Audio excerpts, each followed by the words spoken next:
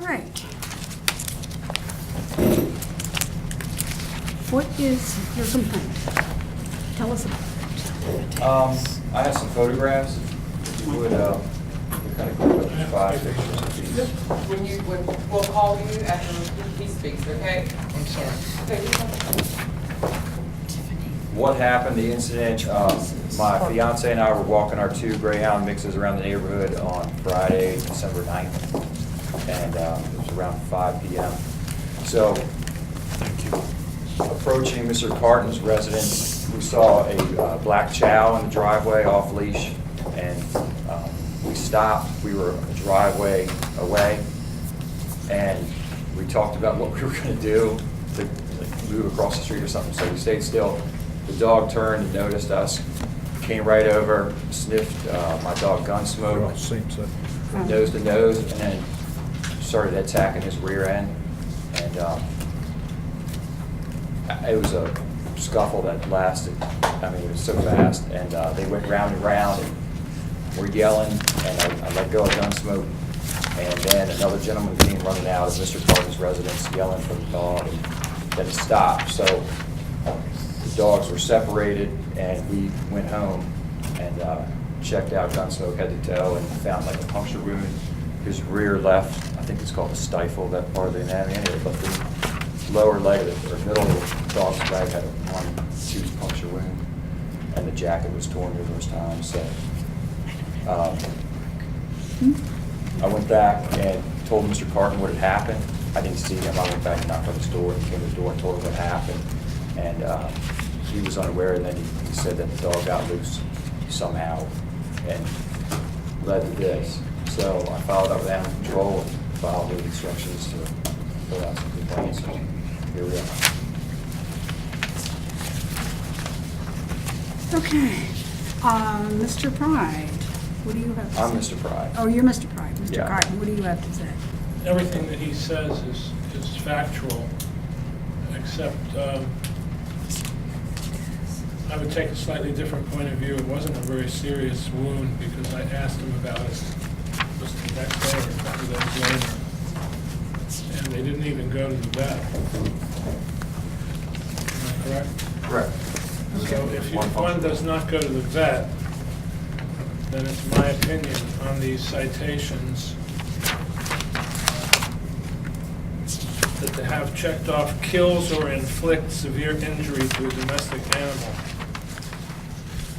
Are you with me? Yes?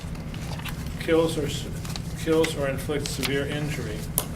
I don't think, I'm very sorry, and I apologize to Kevin that his dog was bitten, but it was 2 little puncture wounds. That doesn't really reflect public safety threat. Okay, let me say this. I also adopted the dog from the ASPCA in Annapolis when it was 2 years old. It's now 10 years old. It's never been off leash. Yes, you heard that right. It's never been off leash in the entire time I've owned the dog. Okay. In these affidavits, it also says that the dog ran out of the house without a collar. The collar, which is a choke chain collar, has never been off the dog since I got it from the ASPCA. So, anyway, then furthermore, I had these things to hand out, but I don't know how important they are.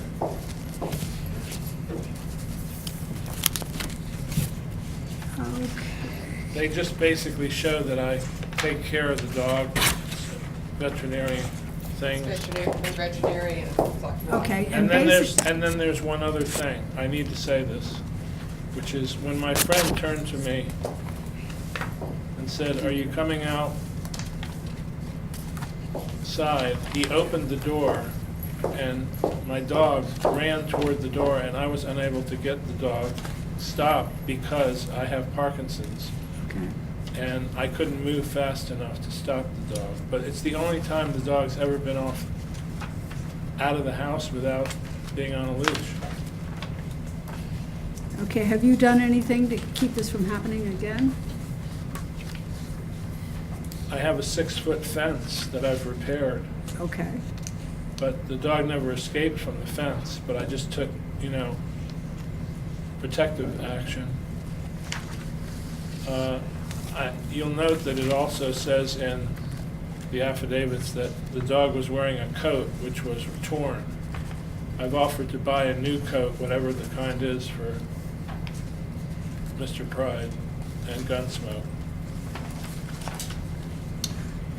Where did the attack occur, Mr. Pride? We were the next driveway over. Our neighborhood has a sidewalk that runs over everyone's driveways. So we were like the next property down from his driveway. Okay, so you were on On the sidewalk. on a public sidewalk? Public sidewalk, correct.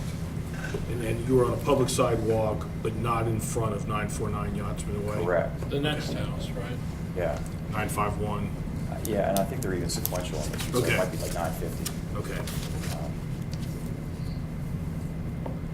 Okay, one thing I do want to say to you before anything further is said, that's not the proper way to use a choke collar. Choke collar, you should have a regular, solid collar on the dog where it can keep, where your identification resides. But the choke collar's never been off the dog. It should be taken off on a regular basis. A choke collar is for specific purposes. And you should always use a safety collar when you're using a choke collar, meaning some kind of a nylon collar that is actually clipped to it, because a choke collar can do some damage to the dog. So, I mean, it's a little late in the game now for a dog that's 10 years old, but that was, correct me if I'm wrong, Bill. No, I'm nodding my head, yes. You're absolutely right. Choke collars they're training tools, not identification or clothing accessories for dogs. So, You know, to be taken off on a regular basis, I agree. Mr. Pride, when were these photographs taken in relation to the attack? Just after the attack. Okay.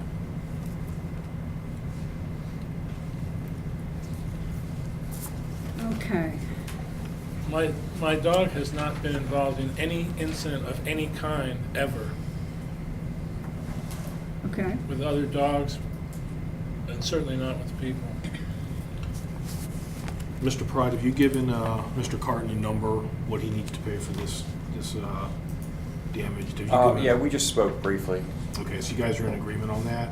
Yeah. Yes. Anybody have any? Yes, I other- have a question. Mr. Pride, why do you feel that, based on the photographs and the fact that you didn't take the dog to the vet, that the incident meets the criteria for kills or inflicts severe injury to a domestic animal?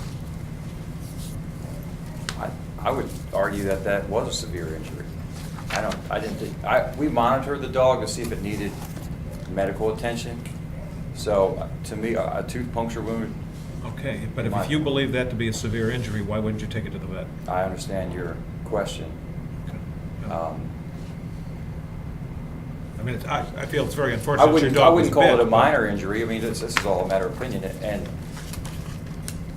You wouldn't? what's that? You wouldn't call it a minor injury? Yeah, I would. You would? Yeah. Okay, if it meets the criteria, I guess. I agree with you. I wouldn't have taken this dog to a vet either, if that's No. all he had. Yeah, so. Okay. All right, anybody else have an opinion or comment or a question? So, what do you? I have one more Yes. question, I guess it's a question, is Kevin filed 3 of these affidavits of complaint. Okay, The first one is the one I mentioned, that I would like to have it removed, the kills or inflicts. okay, The second one is the one where I'm gonna buy a raincoat or a coat or whatever for Gunsmoke. okay. And the last one strikes me as double jeopardy. It's because the dog was loose. That is a county law. The dog cannot be off your property without a lead and a Okay. person attached to the lead. Okay, well, I certainly don't make it happen purposely. But it's still your responsibility to ensure that the dog is confined to your property or on a proper lead when you're out away from your yard. And that applies to cats too. People don't seem to understand that. But animals are to be leashed when they're off the property of the owner. So, what do you all want to do here?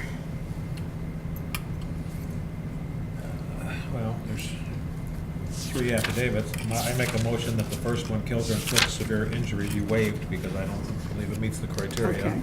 Public This- safety threat. Right. The Okay. second one, Dismiss. damaging property, if you've already agreed to take care of that for him, I see. I'm gonna I write him a suggest check we- as soon as we're done. I suggest we waive the second one, Okay. and I make a motion that we uphold the third. Yeah, Okay. uphold. Right. Is the dog properly licensed? Yes, Yes, it's in those okay. papers. Okay. All in favor of? Did you make the motion, Larry? Yes, I did. All right. Okay. All Do in we have a favor, second, does anyone want to I'll second? second.